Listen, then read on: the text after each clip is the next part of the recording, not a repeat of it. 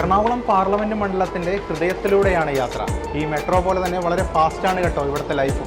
എൻ്റെ മണ്ഡലത്തിലൂടെ എറണാകുളത്തൂടെ നമുക്കൊന്ന് കറങ്ങി വരാം. ഒപ്പം തെരഞ്ഞെടുപ്പ് വിശേഷങ്ങളും രാഷ്ട്രീയവും ഓർമ്മകളും ചർച്ച ചെയ്യാം, കാഴ്ചകളും കാണാം. പോവാം.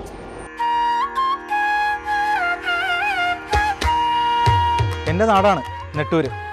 നിലവിൽ ഇവിടെയല്ല താമസിക്കുന്നതെങ്കിലും ഇവിടെ എത്തുമ്പോഴൊക്കെ ഈ ശിവക്ഷേത്രത്തിൽ വന്ന് തൊഴാറുണ്ട്. നല്ല അന്തരീക്ഷമാണ്. മുന്നിൽ ഒരു വലിയ കുളമൊക്കെ ഉണ്ട്. നേരെ എതിർവശത്ത് കാണുന്നതാണ് പോളിംഗ് ബൂത്ത്.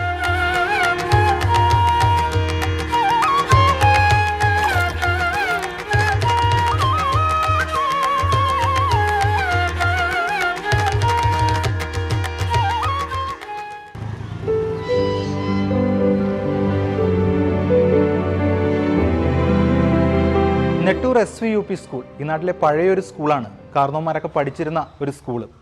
എന്നെ സംബന്ധിച്ചിടത്തോളം ഈ സ്കൂളുമായി ബന്ധപ്പെട്ട് വലിയ ഓർമ്മയുണ്ട്. 2009 ഞാൻ ആദ്യമായി വോട്ട് ചെയ്യുന്നത് ഈ സ്കൂളിലെത്തിയാണ്. അന്ന് KV തോമസും സിന്ധു ജോയും തമ്മിലായിരുന്നു നേർക്കുനേർ പോരാട്ടം. KV തോമസ് അന്ന് ജയിച്ചത് 11,000 ചില്ലാൻ വോട്ടുകൾക്കാണ്. അന്ന് എനിക്ക് മറ്റൊരു ഓർമ്മ കൂടിയുണ്ട്. ഞാനന്ന് മാധ്യമപ്രവർത്തകനൊന്നും ആയിട്ടില്ല, പഠിച്ചുകൊണ്ടിരിക്കുകയാണ്. ഞാനന്ന് ഒരു സ്ഥാനാർത്ഥിയുടെ ബൂത്ത് ഏജൻ്റ് ആയിരുന്നു.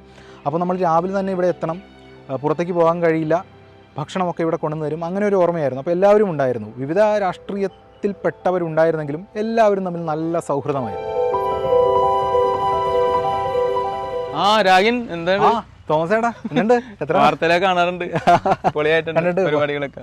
കുറെ നാളെ ഭക്ഷണത്തിനെതിരെയൊക്കെ ഇതൊക്കെ വളരെ നന്നായിട്ടുണ്ടായി. നാട്ടിലൊന്നും അധികം കാണാനില്ല, ഇവിടെ വാർത്ത അതിന്റെ തെരഞ്ഞെടുപ്പാണല്ലോ. തോമസ് ചേട്ടൻ എൻ്റെ വളരെ പഴയ ഒരു പരിചയക്കാരനാണ്.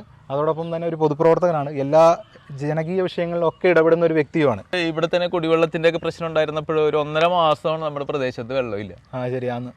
അപ്പൊ ഇവിടെ എന്ന് പറഞ്ഞിട്ടുണ്ടെങ്കിൽ ജനപ്രതികളെ ശ്രദ്ധിക്കുന്നില്ല. പിന്നെ ജനങ്ങൾ തന്നെ സമരരംഗത്തേക്ക് ഇറങ്ങുമ്പോൾ ഇവരൊക്കെ എതിർഭാഗത്തായിട്ട് നിൽക്കണേന്ന്, ജനത്തിനോടൊപ്പം നിൽക്കുന്നില്ല. ഒരു തെരഞ്ഞെടുപ്പിലേക്ക് പോകുമ്പോൾ ജനങ്ങൾക്കൊപ്പം നിൽക്കുന്നവരെ തെരഞ്ഞെടുക്കണം. രാഷ്ട്രീയം അതെ, അതിൽ വേറെ രാഷ്ട്രീയമൊന്നുമില്ല. ഞാനൊരു പക്ഷം ആയിട്ട് പറയുന്നതല്ല. ഏത് ജനപ്രതിനിധിയാണെങ്കിലും ജനങ്ങളോടൊപ്പം വേണം. അവൻ സത്യസന്ധമായി മണ്ഡലത്തിൽ വർക്ക് ചെയ്തിട്ടുണ്ടെങ്കിൽ പ്രചാരണം തന്നെ വേണ്ട.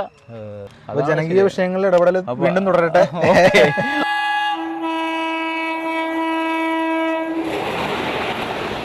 എൻ്റെ വീടിൻ്റെ തൊട്ടടുത്ത് അപ്പുറത്താണ് സംസ്ഥാനത്തെ ഒരു പ്രമുഖ രാഷ്ട്രീയ നേതാവിൻ്റെ വീട്. പുള്ളിപ്പോൾ വലിയ ബിസിയാണ്. ഇവിടെ വന്ന സ്ഥിതിക്ക് നമുക്ക് അവിടെ ഒന്ന് പോകാം. ആരാണെന്നല്ലേ അത് അവിടെ എത്തിയിട്ട് പറയാം.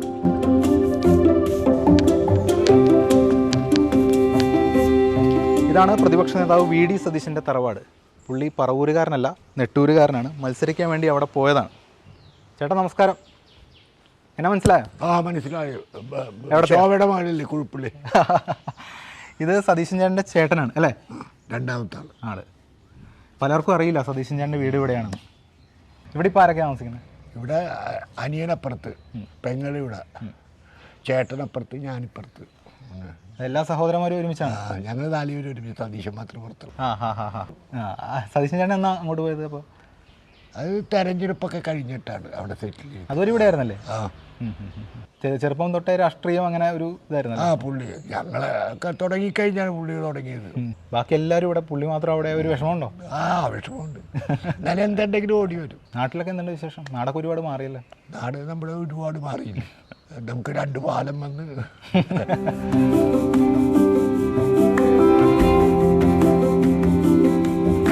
തൊട്ടടുത്താണ് എൻ്റെ വീട്. നമുക്കൊന്ന് കയറിയിട്ട് പോവാം. ഇതാണ് എൻ്റെ വീട്. നമുക്ക് വീട്ടിൽ പോയി എന്തെങ്കിലും കഴിച്ചിട്ട് ബാക്കിയാവാം.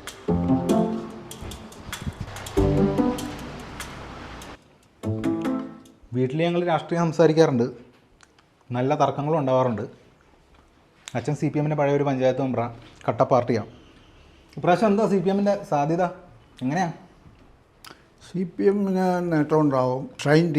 ടീച്ചർ ഇവിടെ വിജയിക്കാനും നേട്ടങ്ങൾ ഉണ്ടാക്കാനും സാധ്യതയുണ്ട്. പേഴ്സണൽ വോട്ടുകൾ കുറേ കിട്ടാൻ സാധ്യതയുണ്ട്. ഒന്ന്, ഇവിടെ BJPയുടെ ഡോക്ടർ KS രാധാകൃഷ്ണൻ നിൽക്കുന്നതുകൊണ്ട് കുറേ കോൺഗ്രസ് വോട്ടുകൾ BJPക്ക് ഇപ്പോൾ പോകാൻ സാധ്യതയുണ്ട് ഇത്തവണത്തെ തെരഞ്ഞെടുപ്പിൽ. അത് വളരെയധികം കോൺഗ്രസ്സിന് ദോഷം ചെയ്യും. അതുകൊണ്ട് ഉള്ള നേട്ടങ്ങൾ മാർക്സിസ്റ്റ് പാർട്ടിക്ക് കിട്ടുകയും ചെയ്യും. ഭയങ്കര നിരീക്ഷണമാണല്ലോ. അരിവാളിന് മൂർച്ച കൂടുമോ?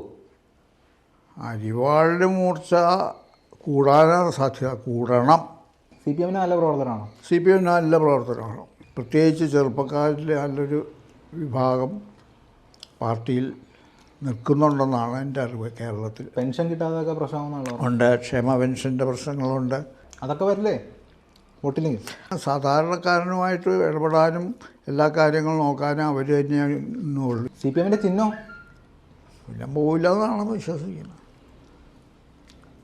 രാജസ്ഥാനിലും മറ്റേ ഇവിടെയൊക്കെ നിൽക്കുന്നുണ്ടല്ലോ, തമിഴ്നാട്, ആന്ധ്ര, അവിടെയെല്ലാം നിൽക്കുന്നുണ്ട്. എന്നാൽ ശരി, പോവാം.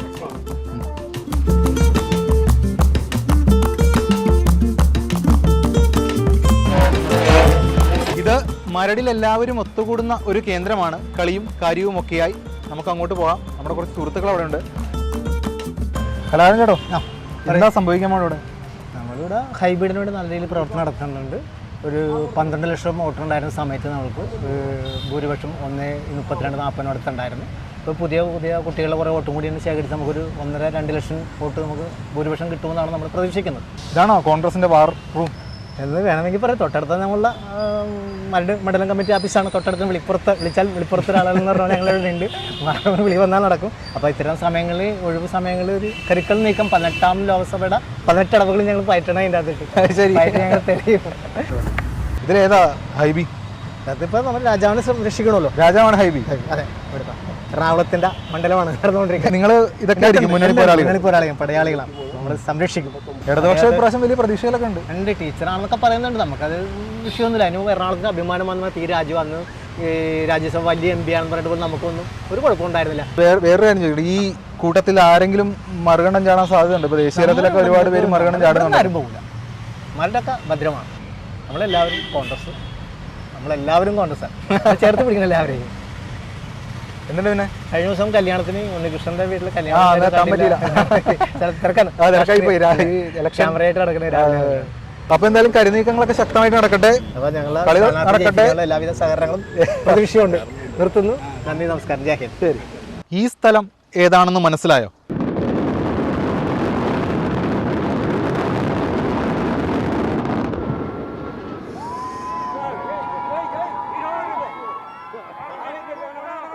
എന്താലേ ഇത്രയും വലിയൊരു ഫ്ലാറ്റ് സമുച്ചയം നിലനിന്ന പ്രദേശമാണെന്ന് പറയൂ. അന്ന് രാഷ്ട്രീയ പാർട്ടികൾക്കുള്ളിലും നഗരസഭയ്ക്കുള്ളിലുമൊക്കെ വലിയ ചർച്ചയായ സംഭവമാണ്. ഇവിടെ ഫ്ലാറ്റ് ഉണ്ടായിരുന്ന ഒരുപാട് പേരുടെ പ്രതീക്ഷകളാണ് വെള്ളത്തിലായത്. ഒരു തെരഞ്ഞെടുപ്പ് കാലമാണ്. അന്ന് ആ ഫ്ലാറ്റ് വീണതുപോലെ ആരുടെയൊക്കെ ഏതൊക്കെ പാർട്ടികളുടെ പ്രതീക്ഷകൾ വെള്ളത്തിലാകും, ആരൊക്കെ ഉയർന്നു വരും എന്ന് കാത്തിരുന്ന് കാണാം. തൃപ്പൂണിത്തുറ മിനി ബൈപ്പാസിന് സമീപത്തെ ഒരു പാർക്കാണ്. ഇവിടെ എൻ്റെ ഒരു പഴയകാല സുഹൃത്ത് കാണാമെന്ന് പറഞ്ഞിട്ടുണ്ട്. നോക്കാം. ദിലീപേട്ടാ, എന്താണ് രാഗിൻജി? എന്തുണ്ട് ഇലക്ഷന്റെ ഈ ബഹളത്തിന്റെ ഇടയിൽ തന്നെ നിങ്ങൾക്ക് ഇതിനൊക്കെ ഇറങ്ങാൻ പറ്റുമോ? അതിന് അല്ല, നമ്മള് തെരഞ്ഞെടുപ്പ് വാർത്ത റിപ്പോർട്ടിംഗ് ആണല്ലോ. എന്തുണ്ട് തൃപ്പൂണിത്തുറ അവസ്ഥ? മൊത്തത്തിൽ നമുക്ക് ഇത്തവണ വലിയ പണിയെടുക്കേണ്ട ആവശ്യമൊന്നുമില്ല. അവിടെ അന്തസ്സായിട്ട് പണിയെടുത്ത് 400 സീറ്റ് എന്തായാലും ഉറപ്പിച്ചിരിക്കുന്നത്. നമുക്ക് വെറുതെ നിന്ന് കൊടുത്താൽ മതി. അങ്ങനെയല്ല, ഇവിടെ എന്ന് വെച്ച് കഴിഞ്ഞാൽ 87% അല്ലെങ്കിൽ 100% സാക്ഷരതയുള്ള ജനങ്ങളല്ലേ. അവർക്ക് ഇത്തവണ കൃത്യമായിട്ട് അറിയാൻ പറ്റും പ്രതിപക്ഷത്തിരുത്തലോ അതോ ഭരണപക്ഷത്തേക്കുള്ള ആളെ വിടണോ എന്നുള്ളത്. ആ രീതിയിൽ ചിന്തിക്കുമ്പോൾ ഏറ്റവും നല്ല യോഗ്യതയുള്ളൊരു സ്ഥാനാർത്ഥി തന്നെയല്ലേ BJPക്കുള്ളത്. കാര്യങ്ങൾ കുറെ കൂടിയൊക്കെ വ്യക്തമായിട്ടൊക്കെ തിരിച്ചറിയുന്ന വോട്ടേഴ്സ് അല്ലേ. പക്ഷേ എവിടെയൊക്കെ 400 ഉണ്ടെന്നൊക്കെ പറഞ്ഞ് അങ്ങനെ അവകാശപ്പെടുമ്പോഴും കേരളത്തിൽ ഒരു താമര ഇല്ലല്ലോ.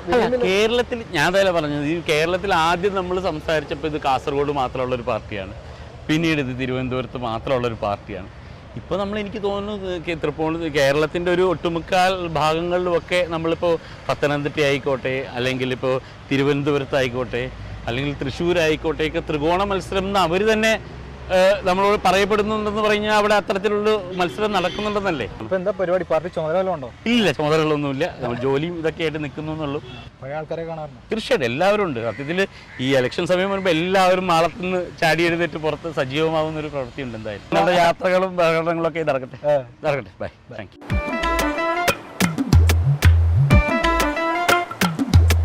ഈ എറണാകുളം മണ്ഡലത്തെക്കുറിച്ച് പറയുമ്പോൾ ഈ തീരമേഖലയെക്കുറിച്ച് പറയാതിരിക്കാൻ കഴിയില്ല. നമ്മളൊക്കെ തന്നെയാണെങ്കിൽ വാർത്തകൾ റിപ്പോർട്ട് ചെയ്യാനൊക്കെ ഇവിടെ എത്തിയിട്ടുണ്ട്. കടൽക്കയറ്റമായിരുന്നു പ്രധാന പ്രശ്നം. പക്ഷേ ഈ ടെട്രാപോഡൊക്കെ വന്ന ശേഷം അതിന് വലിയ അളവോളം പരിഹാരമായിട്ടുണ്ട്. അപ്പോൾ ഈ ടെട്രാപോഡ് ഇലക്ഷനുമായി എന്തെങ്കിലും തരത്തിൽ ബന്ധമുണ്ടാകുമോ, അത് സ്വാധീനിക്കുമോ എന്നൊക്കെ ഇവിടത്തുകാരോട് തന്നെ ചോദിച്ചറിയാം.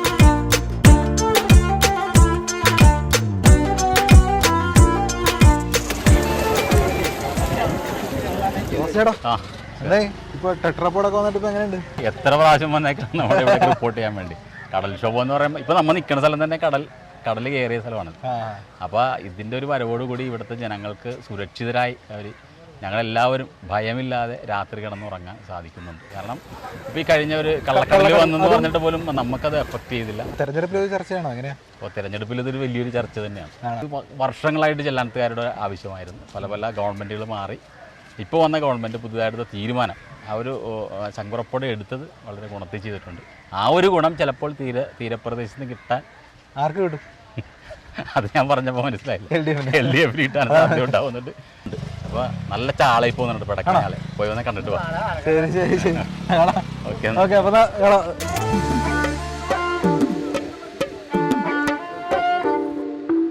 സ്മാർട്ടായ നഗരവും ഇതുപോലെ സുന്ദരമായ തീരവും ഒക്കെ ഉൾപ്പെടുന്നതാണ് എൻ്റെ എറണാകുളം.